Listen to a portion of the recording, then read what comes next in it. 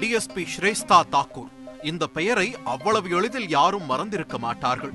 ஆளும் கட்சி பிரமுகர்களோடு வீதியில் இறங்கி சமர் செய்து 5 பேரை குண்டுக்கட்டாக தூக்கி சிறையில் அடைத்தவர்.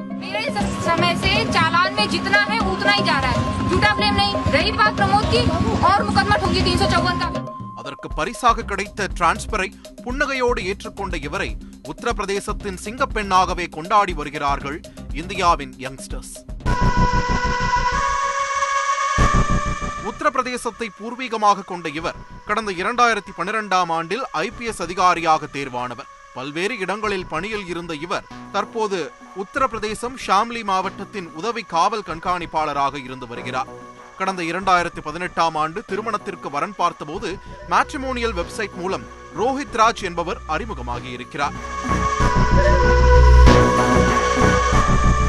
2008ஆம் ஆண்டில் IRS தேர்ச்சி பெற்றதாகவும் தற்போது ராஞ்சியில் துணை கமிஷனராக இருப்பதாகவும் ரோஹித் ராஜ் சொல்லி இருக்கிறார்.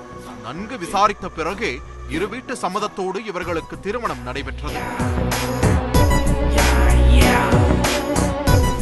ஆனால் திருமணத்திற்கு பிறகுதான் கணவர் ரோஹித் ராஜ் IRS அதிகாரி என பொய் சொல்லி இருப்பது தெரிய வந்திருக்கிறது. இருந்தாலும் அதை பெரிதுபடுத்தாத ஸ்ரேஷ்தா தாக்கூர் அவருடனே சேர்ந்து வாழ தொடங்கி இருக்கிறார். முதல் கோணல் முற்றிலும் கோணல் என்பதை போல அடுத்தடுத்த மாதங்களில் ரோஹித் ராஜின் செயல்பாடுகள் ஸ்ரேஷ்தா தாக்கூருக்கு அதிர்ச்சியை ஏற்படுத்தி இருக்கிறது.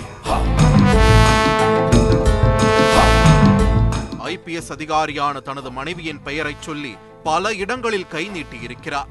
நேர்மையான அதிகாரியாக பலம் வந்த ஸ்ரேஷ்தா தாக்கூருக்கு இது ஆத்திரத்தை ஏற்படுத்த கணவரை விவாகரத்து செய்திருக்கிறார். ஆனால் அதன் பிறகும் அவர் அடங்குவதாக இல்லை. இந்த நிலையில்தான் வேறு வழியில்லாமல் ரோஹித் ராஜ் மீது காவல் நிலையத்தில் புகார் கொடுத்திருக்கிறார். இதுகுறித்து வழக்கு பதிவு செய்த போலீசார் ரோஹித் ராஜை கைது செய்து விசாரித்து வருகிறார்கள்.